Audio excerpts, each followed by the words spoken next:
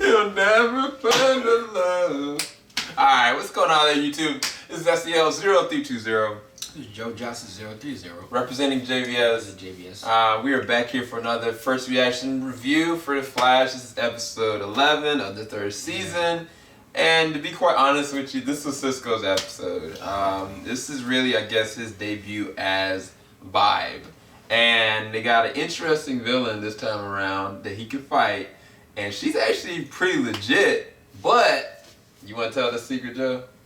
You want to tell the secret? Yeah, they have a thing.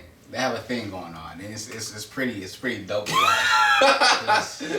So I mean, it's like you watch those two, it's like sparks fly. You think they have something going on in real life? Yeah, her eyes, like she would be looking at Cisco, she just light it up. I'm like, that's some good acting, I was like, yeah. I was like, dang, she was feeling him. And then Cisco's a flirt anyway. He was like, oh, come on, honey. Yeah, it's like, what are you doing? But there are a couple different things that are going on throughout the episode. I mean, you got Iris.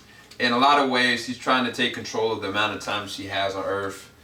She feels like she could die within months' times, and she want to lay her mark, but just kind of lay this little death wish in the back of her head. So she's trying to recruit Wally, to get him involved with this random petty crime that's kind of going on with these guns.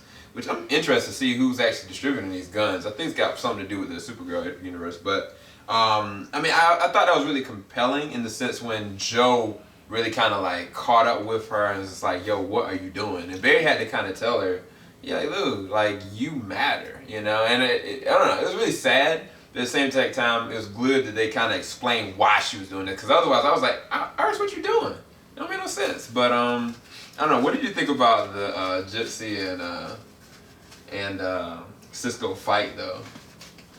Because I thought that was interesting. Yeah, we all wanted to, see Cisco develop his powers. Yeah. And I think they used Gypsy to bring that out of him. Yeah. I mean, he's hit and Gypsy, she's like experienced fighter, so where she's like undefeated. And so Cisco has to, pretty much like fight her, and he has a day to prepare. And so I mean, it's pretty crazy. Like he really steps up. Yeah. And you get to see him like coming to his own. Yeah, like it's so cool. Yeah, and visually they did a great job with the CG for this episode, because they when they started like vibing into different locations. Like there was one point they showed up randomly in the Supergirl universe. There's one point, I don't know if that was Apocalypse or where they were at, but it was some universe that was like a volcano randomly there, and it was a really good fight. I mean, I think that what made it such a good fight is that there was interesting banter throughout. Like they were constantly flirting with each other and then putting each other in danger. But the thing is, Cisco never laid a hand on her though. You know what I'm trying to say? Like he ain't never hit her. Like he was using his powers, but he ain't never hit her, anything like that. He kind of pushed her around. He pushed her around, but he never really threw her through a portal. Yeah. But she took him and dumped him into a portal.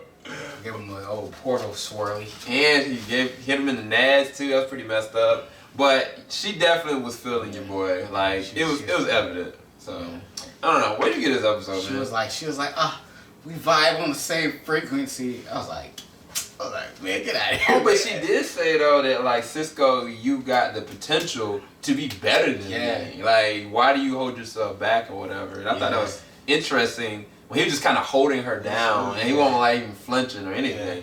But Oh, and then the end when she gave him the okie doke. Oh yeah. That caught me on. Y'all check out our reaction. Like that was probably the most we reacted throughout the whole episode. But it was a feel good episode. It wasn't like too serious. But at the same time, it added some interesting dimensions to what they can potentially do with Iris' situation. So I guess we'll see. What do you give this episode? Oh man, I love this episode. I give it a 10. You give it a 10? Yeah, I don't think like quality wise, or me personally, it just made me feel really good to where I give it a 10. Like I can't really say, oh, this was just like an amazing spectacle. It was like, yo, this is a cool episode. It's like one of those special feel good episodes. I feel the same way.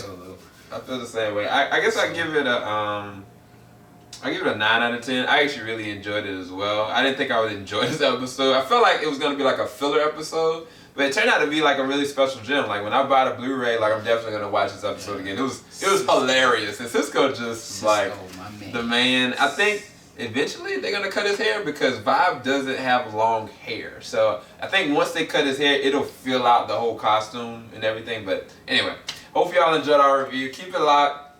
JVS, we ain't gonna stop. Y'all have a blessed night. Peace.